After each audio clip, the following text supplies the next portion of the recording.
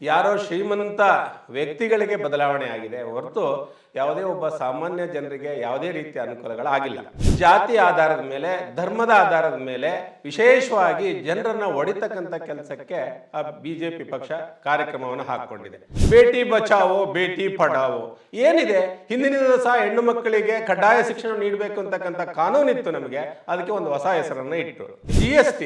ಇವತ್ತು ಈ ಒಬ್ಬ ಬಡವ ಒಂದು ಮನೆಯನ್ನ ಕಟ್ಟಬೇಕು ಅಂದ್ರೆ 1 kg ಕಬ್ಬಣ ತಗೊಂಡ್ರೆ ಅವನು 28 ರೂಪಾಯಿ ಟ್ಯಾಕ್ಸ್ ಅನ್ನ ಕಟ್ಟಬೇಕಾಗುತ್ತೆ.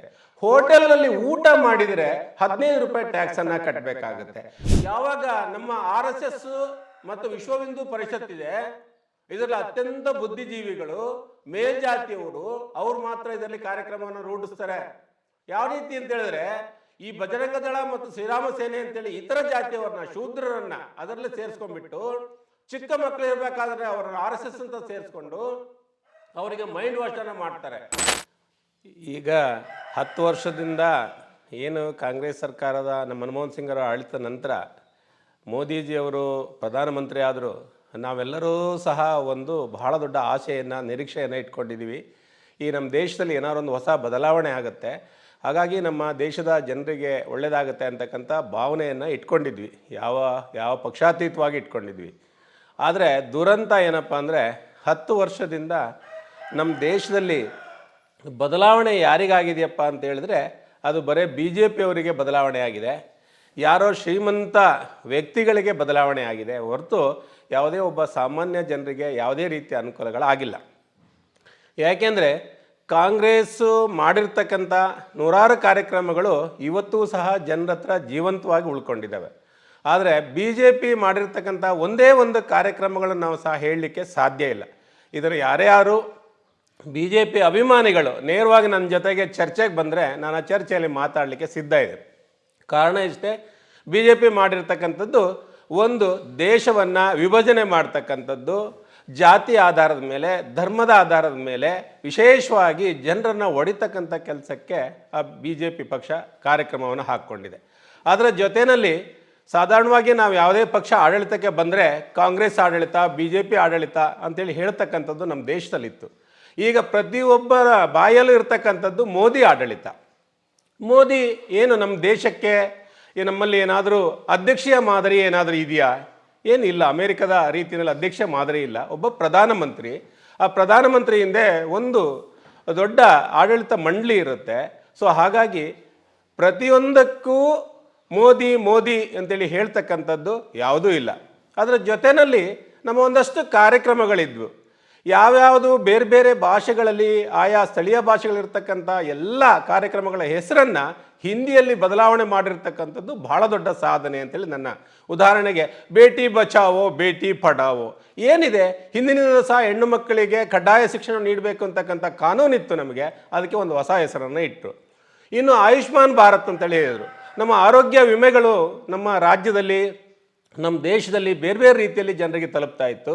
ಅದನ್ನು ಆಯುಷ್ಮಾನ್ ಅಂತ ಹೇಳ್ಬಿಟ್ಟು ಹೆಸರನ್ನು ಇಟ್ಟು ಇವತ್ತು BPLನವರಿಗೆ, APLನವರಿಗೆ ಅಂತೇಳ್ಬಿಟ್ಟು ಯಾರಿಗೂ ಸಹ ಸರಿಯಾದ ರೀತಿಯಲ್ಲಿ ಸಿಗದೇ ಇರತಕ್ಕಂಥ ಒಂದು ವಾತಾವರಣವನ್ನು, ಅದಕ್ಕೊಂದು ಸಣ್ಣ ಉದಾಹರಣೆ ಹೇಳ್ತೀನಿ ನಾನು. ಒಬ್ಬ ಹಾರ್ಟ್ ಪೇಷಂಟು ಸರ್ಕಾರಿ ಆಸ್ಪತ್ರೆಗೆ ಅಡ್ಮಿಟ್ ಆಗಿ ಅಲ್ಲಿ ಟ್ರೀಟ್ಮೆಂಟ್ ಇಲ್ಲ ಅಂಥೇಳಿ ಅವನು ಖಾಸಗಿ ಆಸ್ಪತ್ರೆಗೆ ಹೋಗಬೇಕಾದ್ರೆ ಅವನ ಜೀವನೇ ಹೋಗಿರುತ್ತೆ. ಅಂದರೆ ಇಂಥ ಒಂದು ವ್ಯವಸ್ಥೆಯನ್ನು ಅವ್ರು ಮಾಡಿದರು. ಇನ್ನು ನೋಟ್ ಬ್ಯಾನ್ ಅಂತ ಕಾರ್ಯಕ್ರಮ ನಿಮಗೆಲ್ಲ ಗೊತ್ತೇ ಇದೆ. ಅದ್ರ ಜೊತೆಯಲ್ಲಿ GST. ಇವತ್ತು ಈ ಒಬ್ಬ ಬಡವ ಒಂದು ಮನೆಯನ್ನು ಕಟ್ಟಬೇಕು ಅಂದರೆ 1 kg ಕಬ್ಬಣ ತಗೊಂಡ್ರೆ ಅವನು 28 ರೂಪಾಯಿ ಟ್ಯಾಕ್ಸನ್ನು ಕಟ್ಟಬೇಕಾಗತ್ತೆ. ಹೋಟೆಲ್ನಲ್ಲಿ ಊಟ ಮಾಡಿದರೆ 15 ರೂಪಾಯಿ ಟ್ಯಾಕ್ಸನ್ನು ಕಟ್ಟಬೇಕಾಗತ್ತೆ. ಇಷ್ಟೆಲ್ಲ ಟ್ಯಾಕ್ಸ್ ಕಟ್ಟಿ ಆಯಿತು ಪರವಾಗಿಲ್ಲ ನಾವು ಅಂತೇಳಿ ತ್ಯಾಗಮಯವಾಗಿ ನಮ್ಮ ದೇಶದ ಜನ ಟ್ಯಾಕ್ಸ್ ಕಟ್ಟಿದರೂ ಸಹ ಆ ಟ್ಯಾಕ್ಸಿನ ದುಡ್ಡು ಎಲ್ಲಿ ಹೋಗಿದೆ ಅಂತೇಳಿ ಆ ಮೋದಿಜಿಯವರಾಗಲಿ ಅಥವಾ BJP ಅವರಾಗಲಿ ಲೆಕ್ಕವನ್ನು ಕೊಡಬೇಕಾಗತ್ತೆ.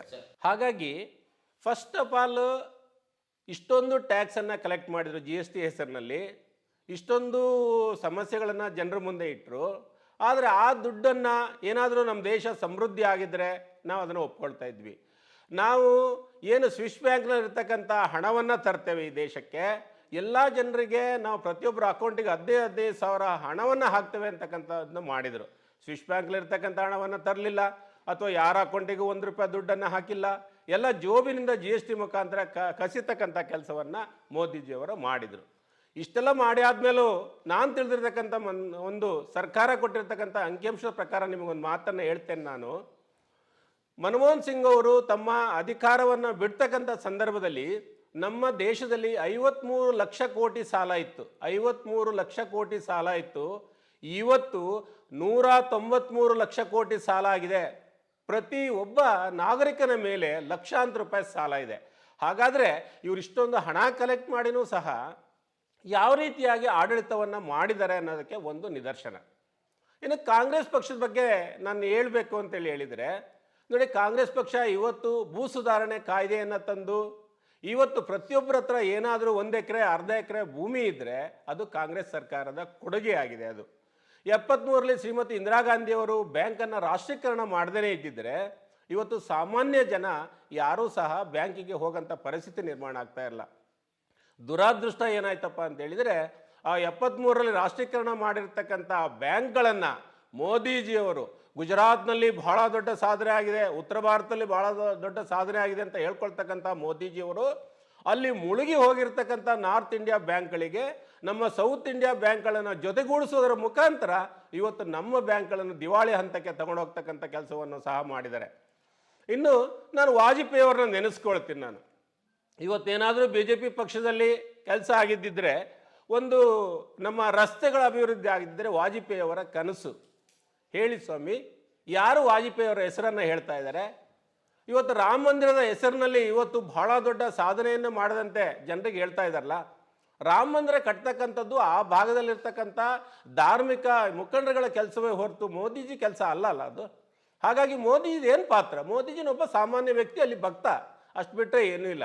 ನಾವು ರಾಮ ದೇವಸ್ಥಾನ ಕಟ್ಟಿದ್ದೀವಿ, ನಾವು ರಾಮ ದೇವಸ್ಥಾನ ಕಟ್ಟಿದ್ದೀವಿ ಅಂತಲ್ಲಿ ಯಾರಿಗೂ ಹೇಳ್ತಾ ಇದ್ದಾರೆ? ಇವತ್ತು ನಿಜವಾದ ರಾಮರಾಜ್ಯ, ರಾಮ ದೇವಸ್ಥಾನವನ್ನು ಕಟ್ಟಬೇಕಾಗಿದ್ದು ಬಡವರಿಗೆ ಇವತ್ತು ಅನ್ನವನ್ನು ಕೊಡಬೇಕಾಗಿದೆ.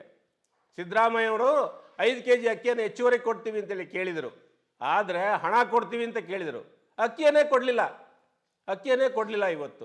ಸೊ ಹಾಗಾಗಿ ಏನಾಗ್ತದೆ ಅಂದರೆ, ಇವರಿಗೆ ಬೇಕಾಗಿರ್ತಕ್ಕಂಥದ್ದು ಬಡವರಲ್ಲ ಅಂತಕ್ಕಂಥ ಒಂದು ತೀರ್ಮಾನವನ್ನು ಭಾಳ ಸ್ಪಷ್ಟವಾಗಿ ಮಾಡಿದ್ದಾರೆ. ಇದರ ಜೊತೆಯಲ್ಲಿ ಇವ್ರ ಹಿಂದೆ ಒಂದಷ್ಟು ಸಂಘಟನೆಗಳಿದ್ದಾವೆ.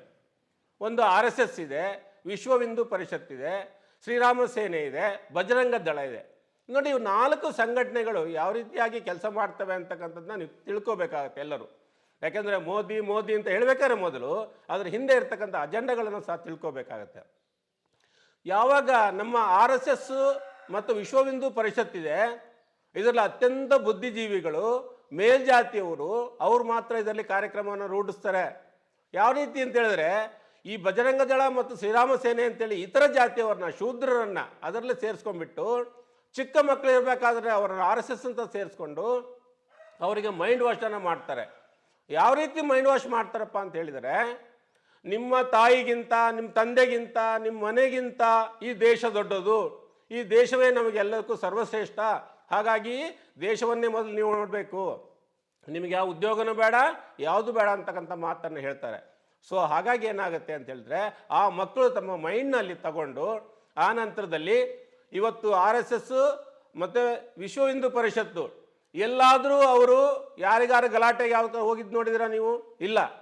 ಅವರು ಇವತ್ತು ಶ್ರೀರಾಮ ಸೇನೆ, ಬಜರಂಗ ದಳದ ಮುಖಾಂತರ ಆ ಬಡವರ ಮಕ್ಕಳನ್ನು ಏನು ಕಾನೂನನ್ನು ಕೈಗೆ ತಗೊಳ್ಕೊಂಥ ಕೆಲಸಕ್ಕೆ ಅವ್ರು ಕೈ ಹಾಕಿಸ್ತಾ ಇದ್ದಾರೆ. ಸೊ ಹೀಗಾಗಿ ಈ 2 ಸಂಘಟನೆಗಳಿರ್ತಕ್ಕಂಥವ್ರು ಎಲ್ಲರೂ ಜೈಲಿಗೆ ಹೋಗ್ತಾ ಇದ್ದಾರೆ.